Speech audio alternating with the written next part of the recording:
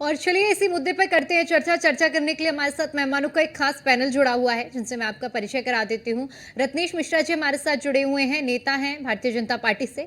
मुन्ना खान जी हमारे साथ जुड़े हुए हैं, नेता हैं कांग्रेस पार्टी से। अभिषेक वाजपेयी जी हमारे साथ जुड़े हुए हैं, प्रवक्ता हैं समाजवादी पार्टी के।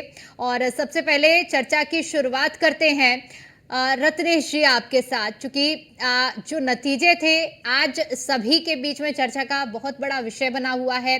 जिस तरह से शुरुआती रुझान आए हरियाणा की अगर बात करें, और पक्ष जिस तरह से पहले माहौल बनता जा रहा था, कांग्रेस के खेमे में मामला जा रहा था, लेकिन धीरे धीरे हवा बदली और तस्वीर भी बदली। अब जो नतीजे हैं वो भारतीय जनता पार्टी के खेमे में जश्न का माहौल है।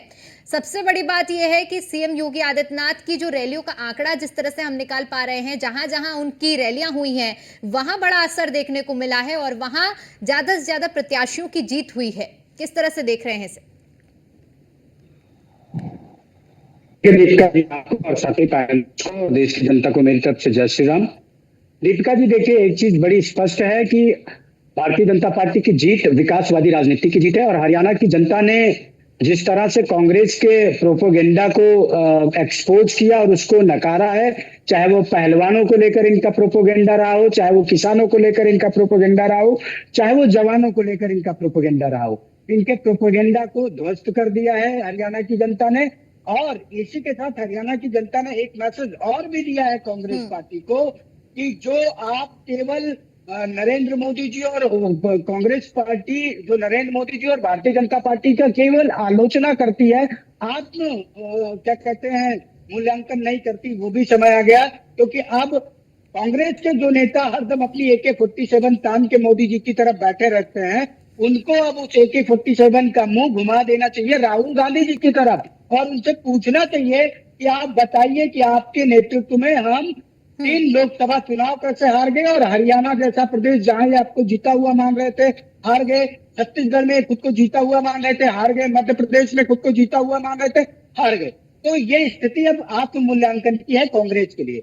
और मैं आपके माध्यम से हरियाणा की जनता को बहुत बहुत धन्यवाद देता हूं और उनका तहे दिल से शुक्रगुजार हूं कि उन्होंने कांग्रेस को ध्वस्त करते हुए एक बार पूर्ण बहुमत की सरकार बीजेपी को सौंपी है। दूसरी तीसरी बात जो आपने मान्य पूज्य महंत योगी आदित्यनाथ जी की तो जी देखिए दीपिका जी, जो एक्चुअल डेटा है वो आया है कि मुख्यमंत्री जी ने 21 विधानसभा क्षेत्रों को कवर किया था अपनी 14 रैलियों के माध्यम से, जिसमें 16 से ज्यादा सीटों पर भारतीय जनता पार्टी को जीत प्राप्त हुई है। तो माननीय मुख्यमंत्री जी का जो एक एजेंडा है सुशासन देने का, सुरक्षा देने का, वो एजेंडा पूरे प्रदेश में जो है, केवल उत्तर प्रदेश में नहीं पूरे देश में वो एजेंडा, वो मॉडल स्वीकार किया जा रहा है। और जिस तरह से हरियाणा की जनता ने मुख्यमंत्री जी के रैली वाले क्षेत्रों पर भारतीय जनता पार्टी को प्रचंड जीतें दी है, उससे स्पष्ट हो जाता है कि केवल उत्तर प्रदेश नहीं, देश के अन्य प्रदेशों में भी माननीय मुख्यमंत्री पूज्य योगी आदित्यनाथ जी के कानून व्यवस्था के मॉडल की डिमांड है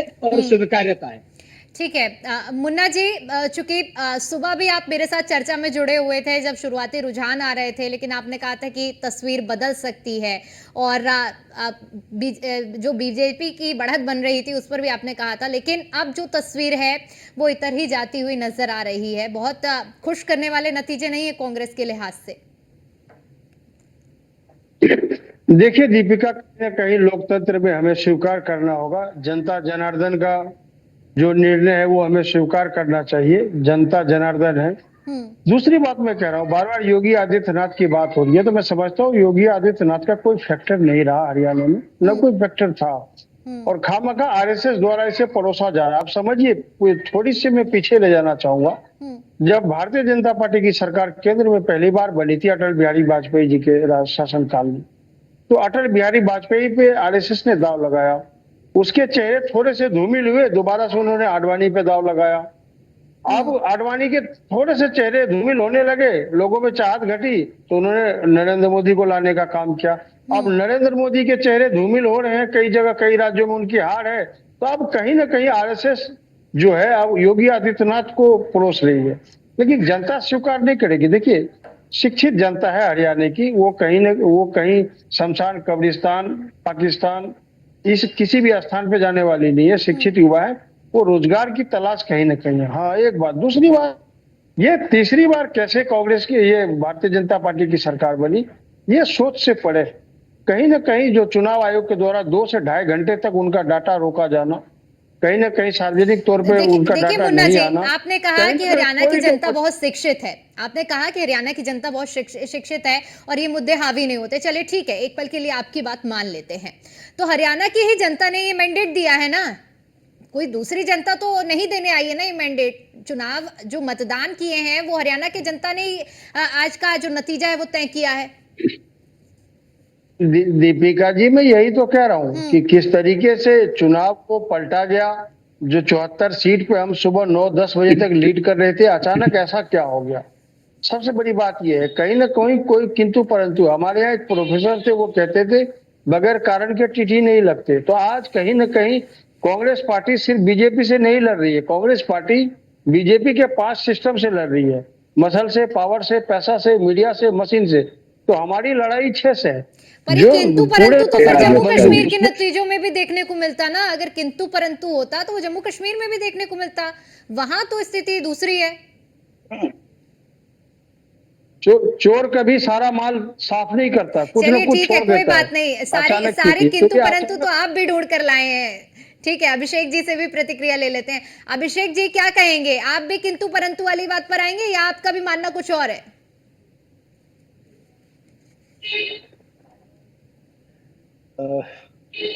धन्यवाद दीपिका जी, क्योंकि मैं बड़े गौर से सबकी बातें सुन रहा था। मुझे मेरे पास कुछ लाइनें थी, क्योंकि हमारे भारतीय जनता पार्टी के मित्र ने कई बातें कही, तो मुझे एक लाइन याद आ गई कि कुछ ज्ञानी ऐसे यहाँ बिन मांगे दे ज्ञान, कुछ ज्ञानी ऐसे यहाँ बिन मांगे दे ज्ञान, रहे सदा अभिमान में खुद को कहे महान। अभी उन्होंने जब अपना वक्तव्य स्टार्ट किया था, अब हमने देखा कि उन्होंने विकास की बातें बताने के, जनता ने विकास की बात कि जनता ने विकास को एक्सेप्ट किया और विकास के नाम पे मोहर लगा। लेकिन आपके प्रोमो से लेकर के हर एक जगह पे योगी आदित्यनाथ जी के एक बयान की बात बताई जा रही है कि बटेंगे तो कटेंगे। इस बयान के बारे में बड़ी चर्चा, क्या बयान विकास का है या ये बयान धार्मिक उन्माद अदा करने की बात बता। अब बड़े गर्वित होकर के यहाँ पे बैठ करके कि विकास की गाथा पे लिखा गया और विकास जनता ने किया। जनता को आपने धार्मिक उन्माद पैदा करने की कोशिश की है, उसके नाम पे मोहर लगाने की आपने बात कराई है। अगर जनता सिर्फ इन्हीं चीजों पे रहती तो विकास आपने क्या किया है सबको पता है, या किसी से छुपा हुआ नहीं है।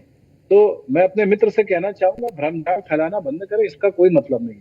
हाँ, इसके लिए आपको जरूर बधाई कि आप वहां पे मैंडेट में हैं, आपकी सरकार बनने जा रही है आने वाले टाइम पे, तो इसके अभिषेक लिए जी आप बधाई के पात्र ठीक है, हैं। आपने बयान का लेकिन जिक्र किया, आपने मेरा प्रोमो का भी अपना जिक्र किया। और मेरी सवाल पार्टी सुनिए का जी, ठीक दीपिका जी रत्नेश जी आपकी भी प्रतिक्रिया लूंगी, लेकिन अभिषेक जी आपने बयान का जैसे जिक्र किया मुख्यमंत्री योगी आदित्यनाथ का, आपने कहा कि बटेंगे तो कटेंगे, लेकिन यही बयान थे, यही कैंपेनिंग थी जो कहीं ना कहीं जनता के बीच में कुछ तो ऐसी जगह बना पाई होगी ना कि आज इतना बड़ा मैंडेट कि हरियाणा के इतिहास में पहली बार ऐसा हो रहा है कि तीसरी बार हैट्रिक लगाने कोई पार्टी जा रही है।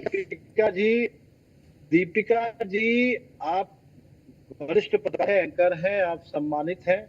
आपको ये पता है कि अगर किसी प्रदेश के मुख्यमंत्री को ऐसे बयान देने पड़े तो आप समझ जाइए कि उसका अस्तित्व क्या होगा, उसकी ख्याति क्या होगी और उसने जनता के बीच काम क्या किया होगा, ये सब बताता है। अपने आप में ये बयान पूर्णतया है।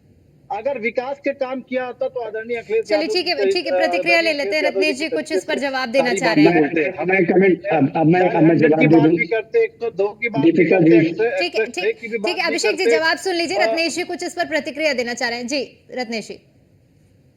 देखिए दीपिका जी, हमारे यहाँ एक कहावत है, 100 जूता खाए तमाशा घुस पे देखे जाए। ये पूर्वांचल की बड़ी मशहूर कहावत है। अगर पूर्वांचल से होंगे, समाजवादी पार्टी को कांग्रेस बार बार बेइज्जत करती है, फिर भी ये मुंह उठा के चले जाते हैं। मध्य प्रदेश में इनको घास तक नहीं डाली। अखिलेश कौन है? ये कमलनाथ जी ने कहा और यहाँ पर दीपेंद्र हुड्डा ने उस दिन कहा भैया कि अखिलेश यादव का यहाँ कोई अस्तित्व नहीं है, कोई जरूरत नहीं है। ये ऑफिशियल बयान है, पूरे मीडिया में पड़े हुए हैं, सबने सुना है, सबने देखा है।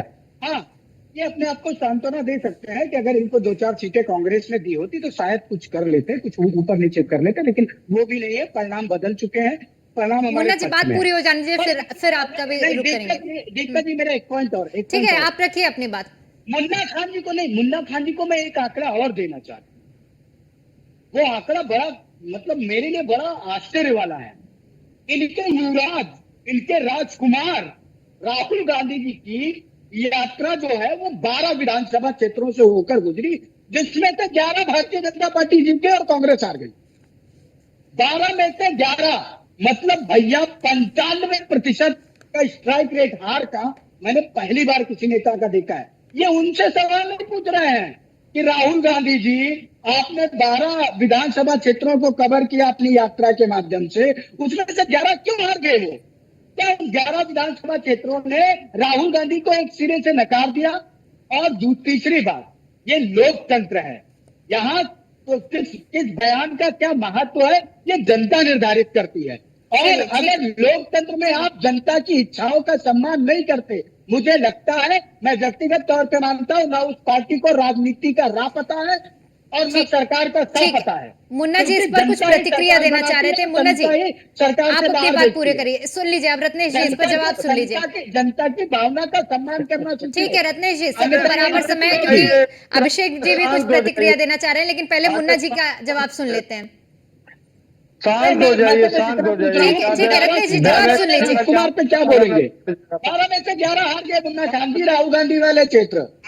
अरे भाई सुन तो लो, शांत हो जाओ। राहुल गांधी का, अरे भाई, नहीं, मैं एक चीज और स्पष्ट कर दूं दीपिका जी, लोगों की दीपिका जी बिठा दो। चलिए रत्नेश जी जवाब सुन लीजिए। रत्नेश जी आपको पूरा समय मिला है, अब दूसरों को भी अपनी बात रखने का पूरा समय दीजिए। मुन्ना जी आप अपनी बात पूरी करिए। पूज्य महंत योगी आदित्यनाथ जी से ज्यादा योगदान मित्र राहुल सुन गांधी लो, का है। मित्र हमारे सुन लो, आदरणीय सुन ले, आदरणीय सुन ले, आदरणीय सुन ले। ये ऐसे लोग हैं जो जमीनी पे तो दंगा करते ही करते, टीवी पे भी आके दंगा करने का काम करते हैं। मुन्ना जी मुद्दे पर आइए और मुद्दे पर आइए और अपनी बात पूरी कीजिए आप। देखिए अभी इन्होंने अभी यहाँ दंगाइयों के साथ बड़ी कड़ाई से निपटा जाता है। दंगाइयों के लिए उत्तर प्रदेश में कोई जगह नहीं है। हिमाचल, कर्नाटक और तेलंगाना में जाके सरल हो, वहाँ दंगाइयों को सरल मिलती होगी। ये दंगा और दंगाइयों की बात यहाँ उत्तर प्रदेश में मत करना मुन्ना खान। चलिए ठीक है रत्नेश जी जवाब सुन लीजिए, जवाब सुन लीजिए। ऐसे निष्कर्ष नहीं निकल पाएगा। और जवाब सुन लीजिए, मुन्ना जी कुछ कहना चाह रहे हैं, क्योंकि अभिषेक जी की भी इसके बाद प्रतिक्रिया लेनी है। तो 72 हुरों के दर्शन आपको भी कराया जाएंगे। ये दंगाइयों वाली भाषा उत्तर प्रदेश में नहीं मुन्ना खान। आप संविधान सम्मत रहिए, कानून सम्मत रहिए। रत्नेश जी ऐसे मुझे वॉल्यूम कम करवानी पड़ेगी। मैं आपसे रिक्वेस्ट करूंगी कि एक एक करके अपनी अपनी बारी में बोलिए, ताकि सभी को पर्याप्त समय मिल पाए अपनी बात रखने का। अब मुन्ना जी आप अपनी बात रखिए। ये उत्तर प्रदेश है, यहाँ दंगाइयों का ठीक है रत्नेश जी आपने अपने समय में अपनी बात रखी है, मुन्ना जी को अपनी बात रखने का मौका दीजिए। देखिए इन्होंने अभी बात की कि कांग्रेस के द्वारा अखिलेश यादव जी को कई बार बेइज्जती किया गया, जबकि ऐसा नहीं है। दोनों का समन्वय बहुत बढ़िया है। मैं इनसे पूछना चाहता हूं, जो ओपी राजभर है, योगी आदित्यनाथ ने क्या क्या नहीं कहा। योगी आदित्यनाथ ने कहा कि इनके लिए मैं पटोड़ा मंगवाऊंगा और भीख मंगवाने की ट्रेनिंग दूंगा। तो इनको शर्म है कि आती नहीं? ये बेशर्म लोग हैं। ये तो अपने गिरेबान में झांकेंगे नहीं, दूसरे की हाथ झांकेंगे। ये दूसरी बात में कह रहा हूं, बार बार कह रहे विकास पे सर हम भी बोल तुम्हारा सबसे बड़ा नेता 12 विधानसभा क्षेत्रों में रैली करता है, 11 हार जाते हो, उसके बाद भी तुम उससे सवाल नहीं पूछ पाते हो। बेशर्मी इसे कहते हैं मुन्ना खान जी। चलिए ठीक है, एक प्रतिक्रिया अभिषेक जी भी कुछ कहना चाह रहे हैं, चूंकि अभिषेक जी।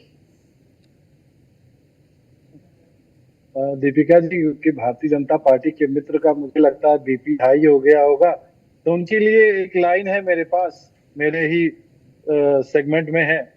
प्रेम भावना मन बसे, प्रेम भावना मन बसे तो सब दिखते मीत, प्रेमी मन के अस्त्र से रे मानव जगजीत। अरे भाई सुन तो लो, सुनते नहीं भाई, तुम्हारी दिक्कत यही है आपकी दिक्कत ये कि आप सुनते नहीं हैं, कहने आए हैं तो सुनेंगे। मुझे लगता है कि सफाइयों का प्रेम भावना मन बसे मुशायरा फिर से पार्टी खोल देनी चाहिए, क्योंकि चुनाव में तो आपकी कोई मुशायरा- जरूरत रही नहीं। मुशायरे नहीं, बिल्कुल करिए। ठीक बात है। नहीं बिल्कुल मुशायरे की जरूरत होगी तो मुशायरे वैसे भी आपकी सरकार में सफाई में मुशायरा होता था, मुझे याद है, नाच गाना होता था, नौटंकी होती थी, वो बंद हो गया, तो उसको भूल नहीं पा रहे। मुझे लगता है नहीं, सफाई मुझे भूलिए, लगता है सिंह सफाई साहब भूलिए, आपको सफाई भूलिए, दीपिका जी दीपिका जी ठीक है दीपिका रत्नेश जी दीपिका मैं जी- इसके बाद आप ही को पर्याप्त समय दूंगी आपकी बात रखने का। अभिषेक जी को अगर बोलने का मौका दीपिका देंगे तो जी- आप तभी जवाब सुन पाएंगे ना, और तभी अपनी बात रख पाएंगे। नहीं मैडम, मैंने तो बस दीपिका इतना कहा जी, कि मुशायरा भूल जाइए। राजनीति में चुनाव तो जीतना मुझे महत्वपूर्ण होता है, मुशायरा नहीं। तो फिर मुझे लगता है सिंह साहब को, तो फिर मुझे लगता है कि अभी सिंह साहब बच्चे को, मुझे लगता है कि सिंह, अरे सुन तो लीजिए, मुझे लगता है कि भाई, सिंह बात सिंह सुनिए। साहब को बाकायदा मुख्यमंत्री जी को बताना चाहिए कि सदन में किसी भी प्रकार की कविता या दोहे, इनको मुशायरे और जो छंद और दोहे और छंद में अंतर नहीं पता है, तो मैं उस ऐसे नेता की बातें में क्या बता सकता हूं। अभी इन्होंने कहा कि मुन्ना खान जी से बोला, पहले बात तो जी लगाना चाहिए कि खान जी से बोला उन्होंने कि यहाँ पे दंगे की बात मत कीजिएगा। मैं आज की अभी 1:47 की घटना बता दूं, बुंदेलखंड में झांसी में एक व्यक्ति एक युवती के ऊपर भरे बाजार में असलहा लगा करके उसके साथ जबरदस्ती करके उठा ले गया। बड़ी जिम्मेदारी के साथ बोल रहा हूँ, ऑन एयर बोल रहा हूँ, चाहिए होगा तो चैनल के पास वीडियो ऑलरेडी होगी, मैं दे दूंगा। एक बात, दूसरी बात, जिस और उत्तर शॉर्ट प्रदेश में की बात घटना रखिएगा की आप अभिषेक बात कर रहे हैं, जी समय कम है चुकी। नहीं बिल्कुल हम्म जी जी, जब बात देखिए दीपिका जी, जब हम बात मुद्दों की करते तो मुद्दों की हमें बात करनी, जो कि आपका जो डिबेट का टाइटल था वो ये टाइटल था। हम्म तो हमें देखना पड़ेगा, क्योंकि धार्मिक उन्माद पैदा करके कोई भी व्यक्ति 10 में से 8 वोट हासिल कर सकता है, क्योंकि जिन क्षेत्रों में उन्होंने अपना बिगुल बजाने के लिए अपना प्रचार किया, वो क्षेत्र कौन कौन से थे, हिंदुओं की आबादी कितनी थी, मुसलमानों की आबादी कितनी थी, कितनी चीजों की थी, उन चीजों के पैटर्न पे उन्होंने जीत हासिल की, और वो भी धार्मिक उन्माद फैलाने के लिए उन्होंने जिसको हासिल किया, इन्होंने किसी और चीज के हासिल नहीं किया। अगर उन्होंने हासिल किया होता जीत तो मैं मानता। उन्होंने उत्तर प्रदेश में किए गए कामों को गिना रहे हो, तो उत्तर प्रदेश में जो विकास की गाथा अगर ये बताना चाह रहे थे तो उत्तर चलिए प्रदेश में ठीक है विकास की ठीक गाथा को है, बता चूंकि करके समय कम है इसलिए माफी के साथ आप सभी को रोकना चाहूंगी। बहुत बहुत शुक्रिया आपका चर्चा में हमारे साथ जुड़ने के लिए।